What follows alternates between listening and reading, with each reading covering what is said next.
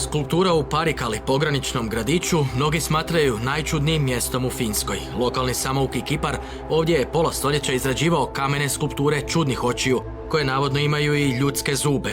On je umro, skulpture su ostale kao turistička atrakcija. Park Jeze, kako ga mnogi mještani nazivaju, nalazi se nedaleko od granice s Rusijom, zemljom zbog koje su Finci dugo bili pogrbljeni. Često su se u prošlosti bojali i vlastite sjene, kamoli ne sovjetske ili ruske.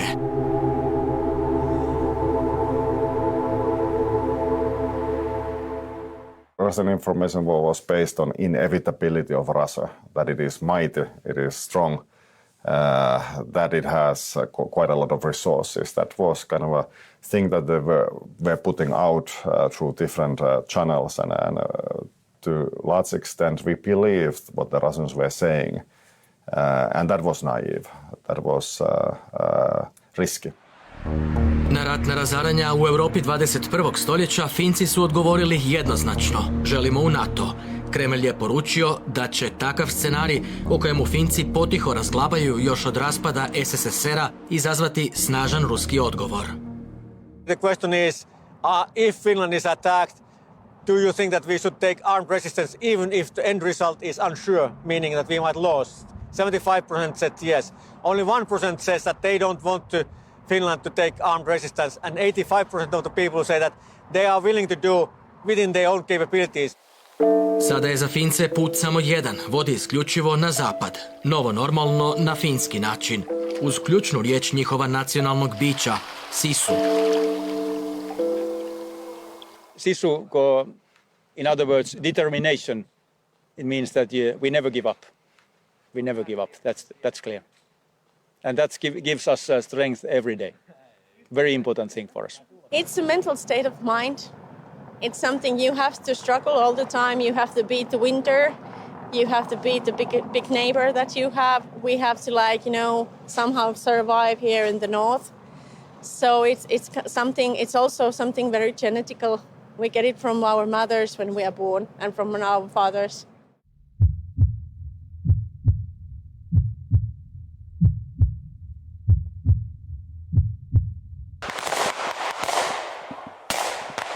Ni 50 km od Helsinkija jedno je od 4 središta finske mornarice, odande se upravlja obalnom flotom i obalnom brigadom. Na mornaričkim poligonima svake godine obuku prolazi oko 3200 ročnika. Svaki Finac služi vojni rok pola godine, 9 mjeseci ili godinu dana. Dio je to finske kulture.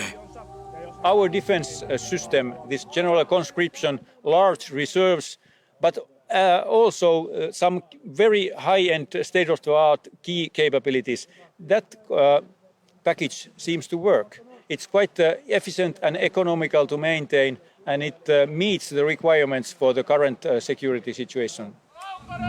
Nedavno istraživanje pokazalo je da više od trećine ispitanika želi obvezni vojni rok i za žene. I want to test my limits this way. It's very popular to women nowadays go here.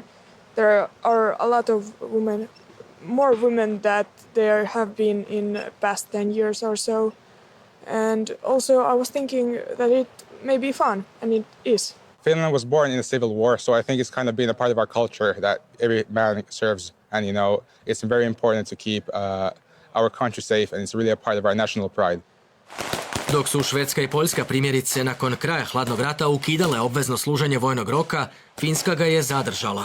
Nacija od 5,5 milijuna stanovnika ima ratnu vojnu snagu od oko 280.000 vojnika, uz 900.000 uvježbanih rezervista. Helsinki poručuje da su svi bili kao mi, europske članice NATO-a sada bi imale najmanje 15 do 20 milijuna rezervista. Our neighbors are really powerful, and we have lots of border with them, and we need to be ready all times, and we have always been like this small country that is looks like easy to invade and stuff, but we have stand our ground because we have this service. Everyone needs to do it. The idea that you would give up territorial defense in order to only have an army which would take part in UN operations or NATO in cooperation with NATO kind of expeditionary forces was absolutely alien to Finland. We never even contemplated the idea that we would give up territorial defense.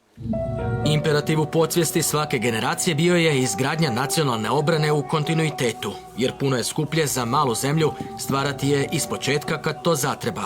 Finska je možda i jedina veća europska zemlja koja u svakom trenutku može aktivirati toliko utreniranih rezervista. We still host the memory of our own bad experience from Russia, and everybody still thinks that yes, it is possible that once again there will be a conflict. Finska oduvijek živi s golemim geopolitičkim pritiskom na plećima. U percepciji mnogih već dugo je svojevrsna nordijska inačica vojne krajine, tampon zona prema Rusiji. Jedan bivši finski ambasador u Moskvi i više nego plastično opisao je dosadašnji odnos Helsinkija i Sjevernoatlantskog saveza, pušenje bez uvlačenja. I think NATO was, this like big bear, we were kind of scared to join it due to the repercussions, but due to the fact that Russia started an attacking war in Europe, I think that kind of like removed the scare in a way that now it's something compulsory that we have to actually do instead of, just thinking about it for 20 years. Public opinion in Finland has also been very stable prior to this war in Ukraine, with about 60% against NATO membership, 25% for. Finska vanjska i sigurnosna politika dugoročne su politike. Nisu dio izbornih kampanja, ističe najdugovječniji finski ministar vanjskih poslova koji je na toj funkciji u 2 navrata proveo 11 godina. Donedavno nije bio za članstvo u NATO-u, sada jest. We do not expect any military attacks or anything like that, but the Russians do have potential for airspace violations or cyber attacks, etc. So we are prepared for that. But we are not professing that this will necessarily come about. What we would like to see is that Russia understands our reasons, because it's just to enhance our own security. U prošlosti su za članstvo u NATO-u bile samo 2 finske parlamentarne stranke, no nisu inzistirale na pitanju koje u javnosti nije prolazilo. A onda se gotovo preko noći parlament s više od 95% zastupničkih glasova izjašnjava za ulazak zemlje u Zapadni vojni savez.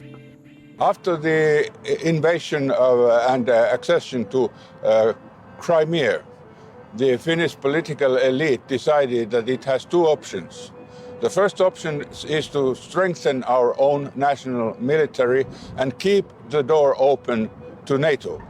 The second option was to strengthen our own military, but to seek membership in NATO. And at that time, the first option was selected. And when Russia started its war in Ukraine, the elite immediately opted for the second solution.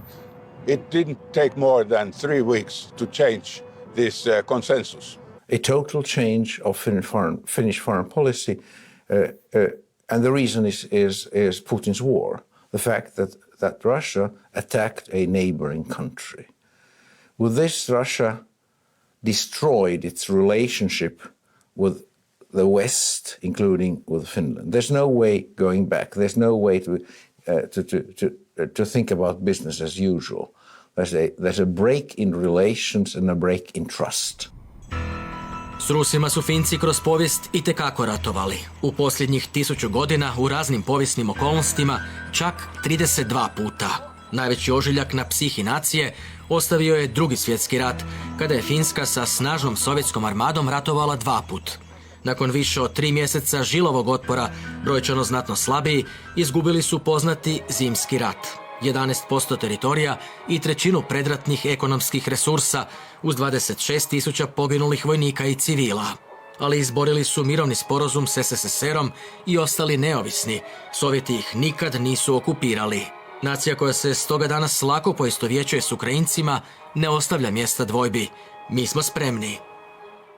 We are shaped by our history, definitely. So in the Winter War and continuation war, we lost 90,000 soldiers out of population of 3.5 million. Same time, United States had the population about 150 million and they lost about 400,000. So in comparison, we lost 10 times more soldiers to defend our freedom. Every family lost somebody. Finland 1939, the Winter War, and Ukraine now resemble each other. Stalin denied the right of Finland to exist. Putin denies the right of Ukraine to exist. The Finnish army was superior in its tactics and its morale, its fighting will. The same goes for the Ukrainian army. Veći dio 70. godina prošlog stoljeća posvetio je usavršavanju ruskoga, bavio se tadašnjim Sovjetskim savezom. Nakon povratka s diplomatske službe u Moskvi i tadašnjem Leningradu, uključio se u oblikovanje finske sigurnosne politike. Inicirao je ukidanje ograničavanja suvereniteta koje je Pariškim mirovnim sporazumom iz 1947. Finskoj nametnuo SSSR. We have a nuclear superpower as our neighbor, which is unreliable and unpredictable. There's no way we can solve that problem. That problem will stay. But we've so far, during the war and after the war, been able to handle that problem. Now we have to handle it as a NATO member. What Finland brings to the NATO is, one thing is that we have competence and knowledge how to operate up north in winter conditions and in northern part of the Europe. U hladnoratovskoj eri Finska skrušeno vodi politiku nezamjeranja Moskvi, dok stidljivo kroči putem integracije s Europom i Zapadom, njeguje dobre odnose s velikim bratom na istoku. The policy of neutrality was the best alternative left for Finland after the Allied powers on Yalta decided that Finland will stay in the sphere of influence of the Soviet Union. The other alternative would have been a membership in the Warsaw Pact, which would have destroyed our sovereignty. Hladnoratovski termin finlandizacija od 70. godina zrcali upravo tu pragmatičnu strategiju preživljavanja. Moćna država tjera manju susjednu da se suzdržava od suprotstavljanja njezinim vanjsko-političkim ciljevima, ali joj dopušta zadržavanje njezine formalne neovisnosti i vlastita političkog sustava.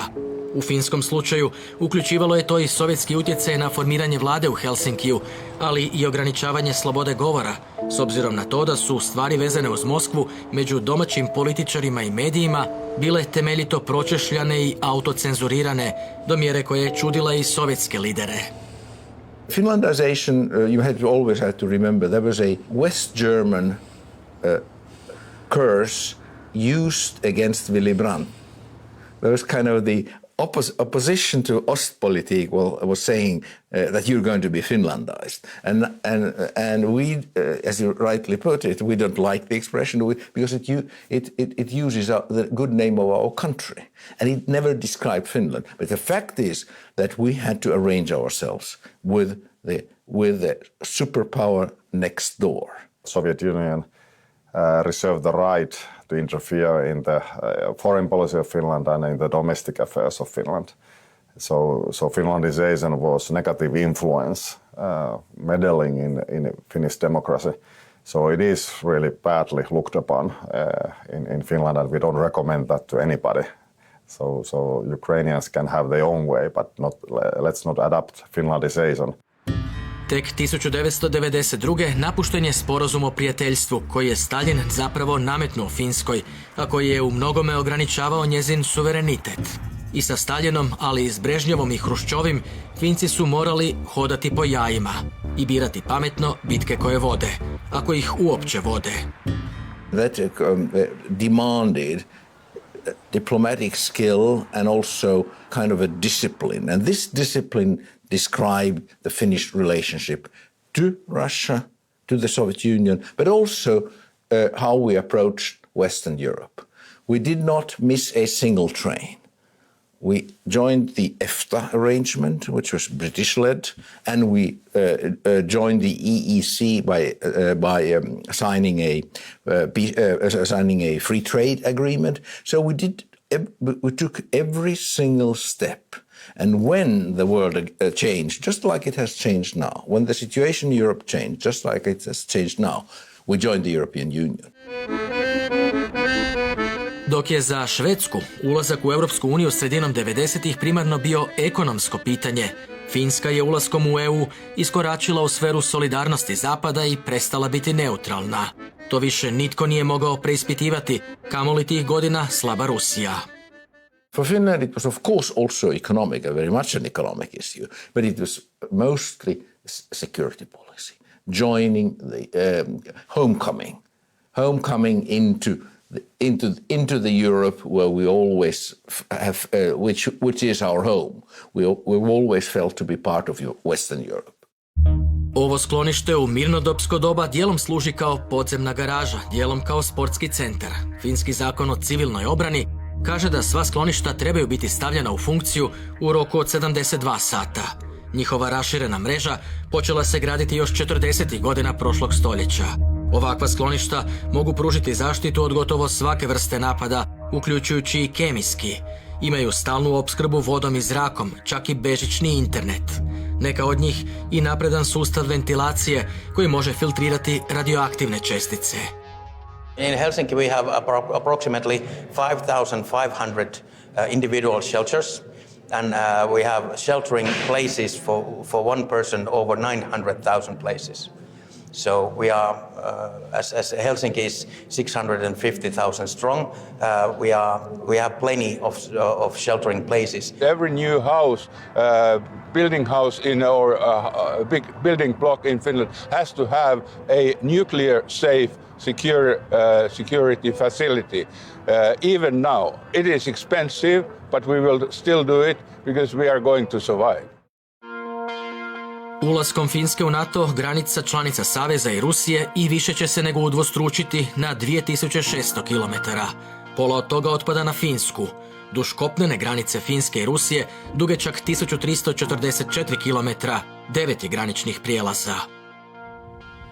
Onaj nekad najfrekventniji, u Imatri, danas je savlasno prazan, a ne tako davno preko njega su vikendom u Finsku dolazile tisuće ruskih turista.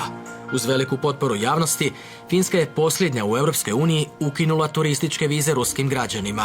Bila je jedina kopnena poveznica preko koje su ulazili na teritorij EU-a autima ili autobusima, a onda mnogi i zrakoplovom nastavljali dalje u zemlje šengenskog prostora. Nakon Putinova proglasa o mobilizaciji, broj Rusa koji radnim danom ulaze u Finsku su uobičajenih 3.000 porastao je na 7.000, a vikendom s 5 na 8.500. Our government concluded that the fact that Russians are coming here for pleasure traveling, for shopping, it is harming our national political position. We support fully Ukraine, but that could give others the signal that we are at the same time supporting also the Russia while allowing them to travel, for come to shopping, having a good recreational time in Finland. So in the end, our government decided that it is the international relations that are harmed by this kind of actions, and that is, according to the Schengen Borders Code, something that you can take action upon. Sada rusko-finsku granicu dnevno prelazi 800 do 1000 Rusa. Režim prelaska u mnogome je sličan onomu na vrhuncu pandemije koronavirusa. Postoje iznimke za članove obitelji, nužna poslovna putovanja, studente. Kao i zbog održavanja nekretnine, ne i uživanja u njoj. Rusi su nekretnine u Finskoj, osobito u Južnoj Kareliji, kupovali inače godinama prije nametanja zapadnih sankcija Kremlju. Plaćali su ih lokalnom stanovništvu i više od tržišne cijene. Kupcima koji nisu građani EU-a dozvolu za kupnju nekretnina u Finskoj izdaje Ministarstvo obrane. Many Russians bought properties in Finland in order to have properties in safe place because they know that in Russia they are not going to pay in a safe place.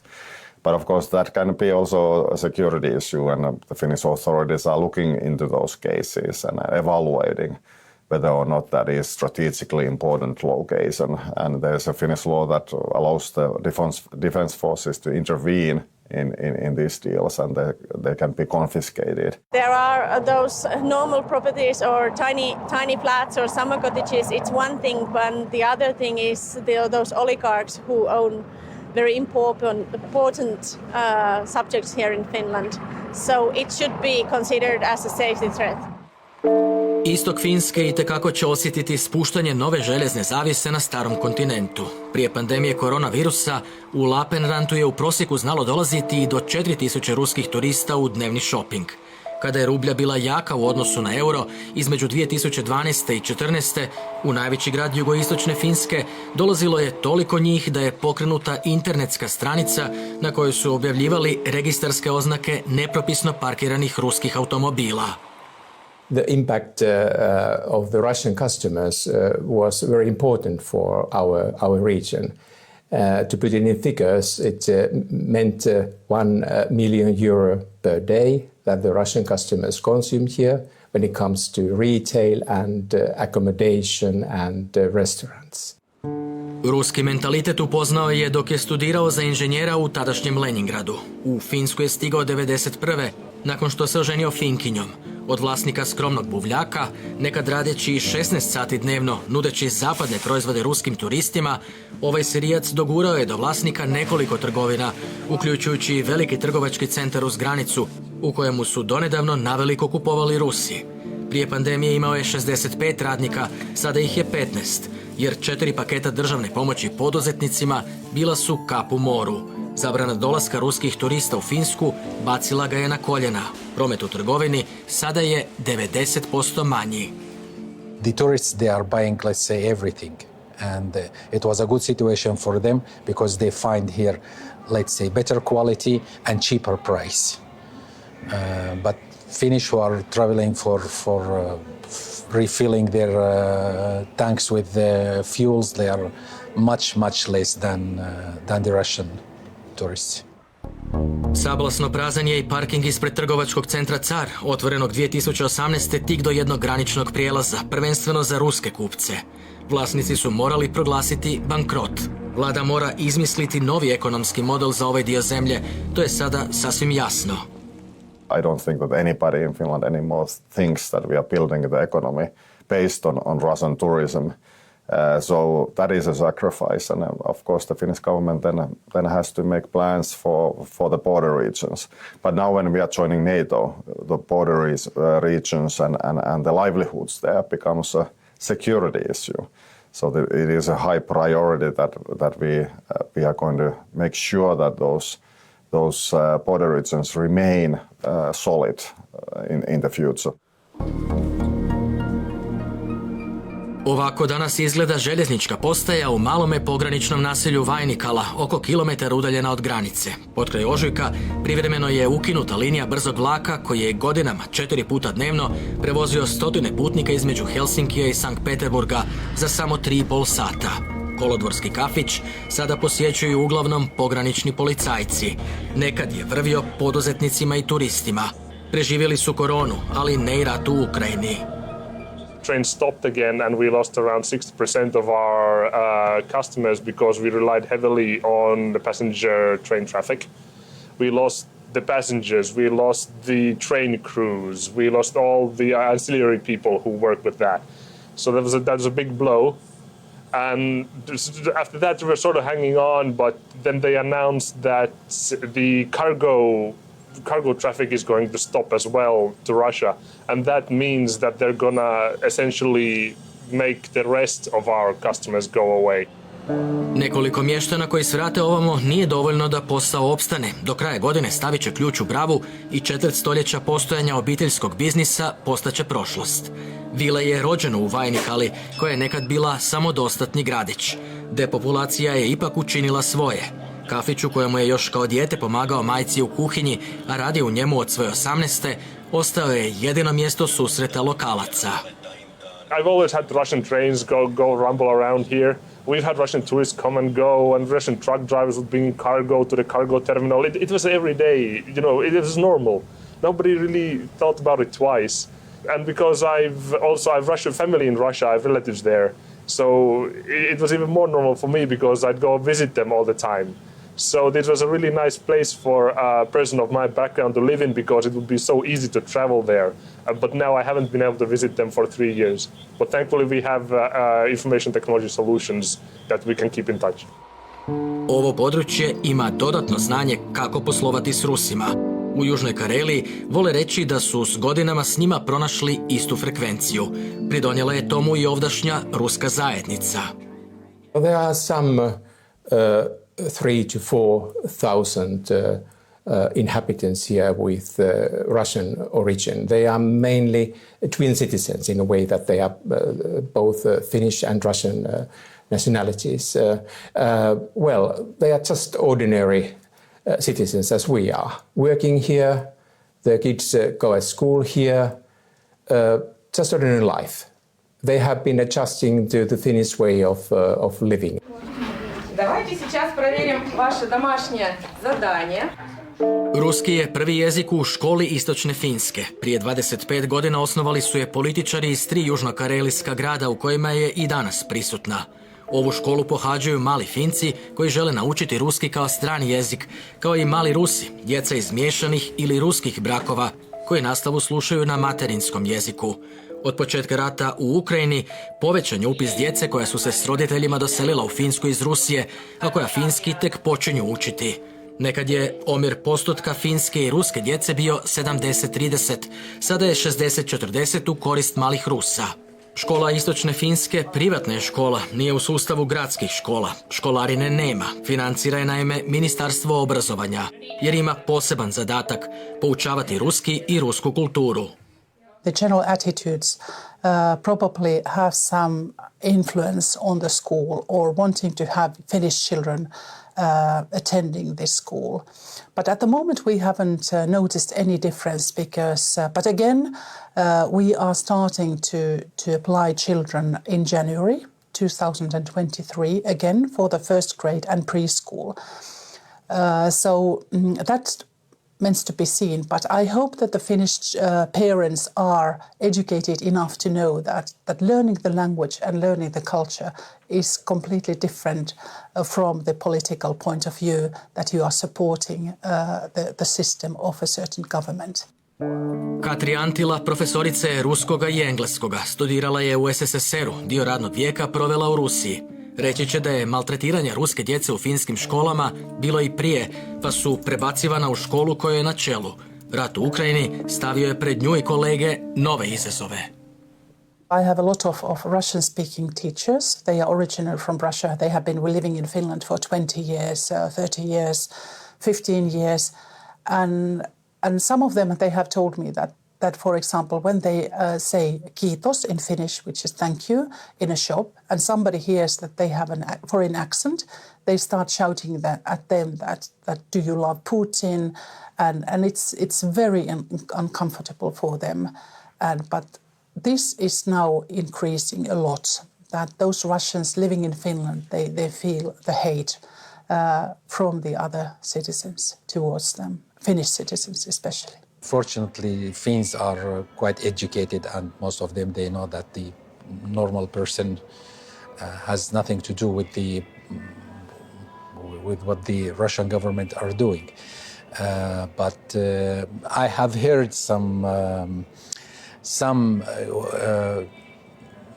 occasions or some experience that Russian stories, somebody is, shouting for them, like, get out of here or something like that. But this is really, really like very rare event. Many people actually, they keep forgetting that we get the money from the Russians. If you hate the Russians, you don't like the Russians to come, but you keep forgetting that we wouldn't have those services or the shops or the number of things if the Russians wouldn't come. And also there have been some criticism, for example, Russians moving to Finland and the children attending our school. And I'm telling this to people that mainly those people who moved here, they have their business, they open their business in Lappeenranta. So how many tax money the cities will get from those parents working here and having their children attending the School of Eastern Finland? U Finskoj živi oko 80.000 stanovnika koji govore ruski. Neki imaju dvojno državljanstvo i rusku i finsku putovnicu. Većina ih živi uz granicu, u nekim gradovima čine 6% ukupne populacije. Lappeenranta, koja ima 73.000 stanovnika, jednako je udaljena od Helsinkija i Sankt Peterburga. Prije rata u Ukrajini glasno se artikulirala ideja o učenju ruskoga kao drugog jezika u nekim školama u Kareliji umjesto službenog švedskog. We definitely need Russian language and the knowledge of Russia in Finland. I hope this situation doesn't affect that way that we would forget it. And at the same time, I want to say that Putin doesn't own Russian language. It's one of the most spoken languages in Europe, so we should really study that. Do stjecanja neovisnosti 1917. Finska je više od stoljeća bila dio Ruskog carstva. Zajedničku prošlost potvrđuje i više kipova ruskih careva na helsinškim trgovima. Na trgu Senata kip je cara Aleksandra II. Na onome u helsinškoj luci, takozvani caričin kamen, podignut u čast carice Aleksandre, supruge cara Nikole I. Predsjednica Finsko-ruske udruge, osnovane i prije kraja Drugog svjetskog rata, kaže da je više od 10.000 članova neumorno radilo na kulturnom povezivanju dviju nacija. Zbog rata u Ukrajini, većina projekata sada je zamrznuta. I have studied Russian language and culture all my life because I'm from the border. It was around 50 meters from my house to the Russian side, so it's been near most of my life. My grandparents, they lived close to St. Petersburg and they escaped during the Finnish war to Finland. U nekim dijelovima finsko-ruska granica od sredine 14. stoljeća do iza Drugog svjetskog rata mijenjala se čak 8 puta. Posljednji put na štetu Finaca, nakon ruskog prisvajanja pozamašnog dijela finskog teritorija. Danas je Karelija, koja se proteže od obala Bijelog mora do Finskog zaljeva, podijeljena granicom između dviju finskih i dviju ruskih regija. Na području današnje ruske Karelije nastala je Kalevala, ep iz 19. stoljeća na kojemu je izgrađen finski identitet i želja za neovisnom državom. The loss of Karelia, of course, is felt, and the memories of the Finns that remind us of the dangers of Russia, the eastern neighbor. They encroach on Finnish territory, but it is no longer being discussed that it should be returned because it was repopulated by Russians and the Finns moved away. So the case is closed on that respect, but there's bitterness, of course, felt in the hearts of many Finns over losing of that, and the injustices of winter war. It hasn't gone away. Karelia is a topic which pops up every once in a while, and it has been popping up already during the war period, that this was also a place they stole from us. And it's very deep in Finnish genetic, could I say, it's kind of a sore in our minds that we have already also lost our territory. And that's probably one of the reasons why we are supporting Ukraine so strongly, because we have pretty much the same background with them. Brončani spomenik majci Kareliji, koja u rukama drži sina, nalazi se u samom središtu Lapenrante. Okružuje ga 70 metara crnog granitnog zida s uklesanim imenima oko 5.500 palih heroja koji su pokopani na izgubljenom karelijskom teritoriju ili su nestali i proglašeni mrtvima. Tik do spomenika je vojno groblje na kojemu je pokopano 1.500 vojnika. Na njemu je i spomenik s licem i naličjem. Na jednoj strani roditelji oplakuju sinove poginule u ratu, na drugoj simbolično mlada žena koja je izgubila muža, odlučna da djetetu podari bolju budućnost. It was a long time ago. It affected my parents, it affected my grandparents. Somehow it also affected me because I know how my grandfather suffered during the war with all the mental issues there. And also my parents, they had to move to another city in Finland to get away from the war here. And also my grandmother telling that she used to curse in Russian to the Russian soldiers, even though she didn't speak any Russian. So all these talks probably continue living still, and the parents tell their children, the children tell their children. Na glavnom gradskom platovu spomenik pticama selicama simbolizira masovnu evakuaciju Karelijaca nakon Drugog svjetskog rata. U izbjeglički zbjeg bez povratka krenula je gotovo 1/8 tadašnje ukupne finske populacije, otprilike 400.000 ljudi. I think in Finland everyone has some connection that's happening. It's either their grandparents who had to leave or their grandparents who have to fight. Both ways. So that's why when the situation in Ukraine started, it was straight away clear to everyone that Finland is standing with Ukraine, and we talked, it's winter war again. We had it the same in winter war. No one believed that we could win Russia. And that's why we support and feel very strongly. And many Ukrainian people have come to Finland because we have opened our homes and hearts to help them. I also did volunteer work all spring in a Ukrainian helping aid center. And I said that 8 years ago someone helped my grandparents, and so now it's my turn to give back the help that they get. Središte gradića Parikale nalazi se samo 10 km od granice s Rusijom. Nakon Drugog svjetskog rata, trećina teritorija općine predana je Sovjetskom savezu. Karelija je i ovdje bolna tema, ali ona odavno nije tema u finskoj dnevnoj politici, naporima nekih izbjegličkih udruženja usprkos. Službeno se o tome s Rusima posljednji put razgovaralo početkom 70-ih, neslužbeno i tijekom Jelcinove kremaljske ere. Some things are simply history, and that is history here as well. So that there are still people who were born on the other side of the border in the region of former Finnish Karelia, and they as well say that it is history in their life. It was something on the table for 50 years.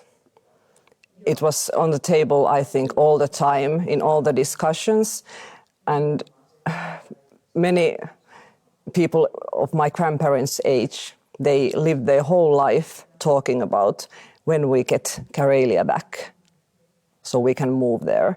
It was like in 1990 when the talking stopped. There's some really elderly people who still remember the war times, who still live here. They might have lost properties, when the new borders were drawn. But yeah, there's a lot of really unserious rhetoric with the Finns that, okay, maybe we should, pull some kind of deal and get Karelia back or something. But it's not realistic. It's played for jokes. Nobody is actually wanting that back, I think.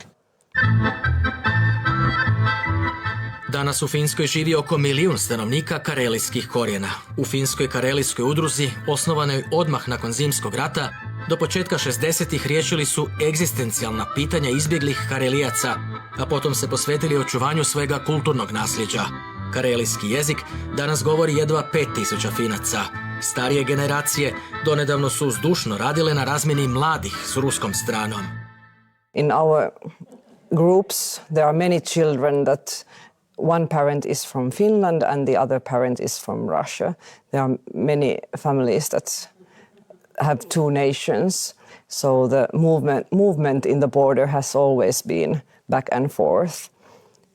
I know it's scarce now, but it also makes sometimes a little sad that the normal people who have visited and lived here for decades are now like enemies. It's worrying, but I understand where it comes from. Finska od svih članica EU-a, uskoro i NATO-a, ima najdulju granicu s Rusijom. Iza nove godine kreće pilot projekt postavljanja ograde na manjem dijelu, uglavnom na jugoistoku zemlje, ondje gdje je najizloženija kremaljskim hibridnim prijetnjama i mogućem manipuliranju izbjegličkim ili azilantskim zbjegovima. Izgradnja cjelokupne ograde trajaće 3 do 4 godine. At the moment said that we will fence between 10 to 20% of the Finnish border, that is 130 to 260 kilometers. It is obvious that 1 kilometer of such fence is extremely costly. Not only the fence, but the technical surveillance and path also there. From Estonia, we learned that it's more than 1 million euros per kilometer in their conditions, whether in Finland it's more or less. So we talk about hundreds of millions of euros. There was iron curtains for decades. So in that sense, this fence is something that is similar to that iron curtain, although there was no physical curtain or fence at that time, but it's pretty much the same. If it is a fundamental security issue, then it should be built. It is expensive, but it seems to have its uses in stopping flows of people, like what happened in the border between Lithuania, Poland and Belarus. 35 km od ruske granice u Hamini u povodu 100. obljetnice finske neovisnosti podignuta je najveća finska zastava na svijetu. Naravno, ne slučajno, vidi se i na ruskoj strani.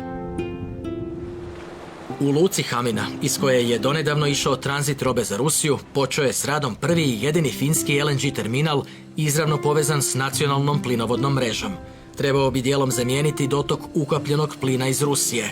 Prije rata u Ukrajini, Finska je inače uvozom energenata iz Rusije pokrivala nešto više od trećine svojih ukupnih energetskih potreba. We're not totally dependent on Russian gas anymore because we have a interconnector, we have a pipeline to Estonia, and this gives us the possibility to import gas from LNG ship, which is in Lithuania. Finska trgovina s Rusijom, koja se uvelike zasnivala na energentima, prepolovljena je već nakon aneksije Krima 2014. Uoči invazije na Ukrajinu, na Rusiju je otpadalo tek 5% finskog izvoza. The Finns, they know that we have to make some sacrifices as well. So when it comes to the economic benefits of Russia, much of that has been already lost. And those decisions, cutting the energy flows to Finland, cutting the business ties to Russia, they have been done because we know that it is necessary. When your society is resilient, you can have Sisu, so-called that guts to encounter the difficulties. And of course, I truly hope that our society is still at the moment up to these challenges, because they can be enormous. We already see that we may need to limit the consumption of electricity. What other kind of issues we will face, we never know. We are paying our dues when it comes to the past mistakes, and I'm sure that this is going to be a generational event. We are going to remember this for a long time when it comes to rebuilding the Russia relations in the future. I think that we are going to be very cautious on Russia. I don't know if there will be a day that I can visit there in my lifetime, and I have decades left. And I say that I hope that my children have a chance to go there someday. I don't believe that I'll be doing that before retirement. I think it takes tens of years before the relationships are back, if ever. Najstariju finsku turističku atrakciju, golem vodopad i brzace najveće finske hidrocentrale, one u Imatri, razgledavali su donedavno i brojni ruski turisti, jer samo 7 km odavde, preko granice, ruski je grad prijatelj Svetogorsk. Imatra i Svetogorsk bili su jedini gradovi prijatelji na granici EU-a i Rusije. Sada je to prijateljstvo zakopano negdje duboko na dnu ove rijeke. U znak prosvjeda protiv ruske invazije na Ukrajinu, prije uobičajena puštanja glazbe finskog velikana Sibeliusa, u Imatri su ovoga ljeta puštali ukrajinsku himnu. I think that parallel is with the Ukraine and what happened there. There's actually a lot of similarities between the winter war and the Ukrainian conflict right now. So I think people are drawing parallels from that. And that was, I wager that was probably the biggest single push that people realized, okay, we need to be in NATO, because the last time we weren't in a military alliance, we almost lost our independence. So I think that's also my policy, that we should not repeat the same mistake again if we have a choice to do something differently now. They need also money, they need innovation, they need investments in the eastern parts and northern parts of Finland. If we want to have a strong border, we need to have strong communities living on the border, and that's a national security issue. And I'm sure that the Finns are, we have the history of dealing with Russia, so we understand the importance of having solid communities there. Especially in this area and in Finland, we understand the Russians. We have been living with them, we have been working with them, we have been negotiating with them for centuries. So I think in Europe we are the best ones to know the Russians. Russia is not going to be part of Finnish future as it used to be in the past. So Russia is not a normal actor, and Russian businesses are not normal businesses. They're going to be earmarked for geopolitical purposes, very much part of the Finnish discussions. Iza prepoznatljivoga finskog križa na samo 200 km zračne udaljenosti Sankt Peterburga kupola je najveće pravoslavne katedrale u zapadnoj Europi. Zapravo i ne iznenađuje što je upravo u Helsinkiju otvoren centar izvrsnosti Europske unije za suočavanje s hibridnim prijetnjama. We are not especially afraid. Being a NATO member, hopefully in the future, would be great because it gives then protection, the nuclear umbrella which the NATO can provide its members. I feel quite secure, and several reasons. We have a strong defense, and we have a strong popular support for defense, which is, and people are not nervous. People are worried, but they're not nervous. I'm a bit afraid they will attack, but I know we are strong. So if they attack, I know that we can like put a fight on because because we have so many soldiers and we are good trained. So I'm afraid about the attack, but not about we're losing. I think we would win.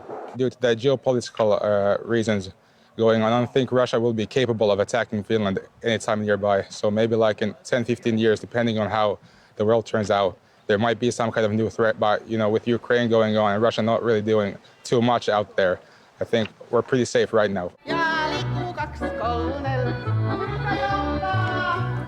I would say that we are raised up in a way to have guts, and we know our history very well. And the Sisu has helped us in many difficult situations during the past times, and thinking about our history. And it's something that we bury inside that Sisu feeling, and it's very important for us. And all the Finns recognize this Sisu. Sisu Finns, I would say. Sisu is the thing in Finland, in us, inside of us, like the will of fighting and the will of you wanting to do good things and fight for your lives. And it has helped me a lot to the tough times in the winter, like minus 30 degrees in the woods, doing my my practices and stuff. In a way, it's also a part of our national pride. We have to fight until the end before we give up being Finnish. So it's just this drive inside of us. This is kind of a legacy that we carry from our grandfathers and grandmothers, maybe, and it keeps us going. And if there will be something like a war or battles, we will carry them on with this Sisu thing. It's kind of a Finnish power that we have inside. We are a small nation and we were quite good in the war back then. We beat them, so I think we will beat them again. If there is this situation, we should try that. I think it's in our system. It's Sisu. It's more than guts.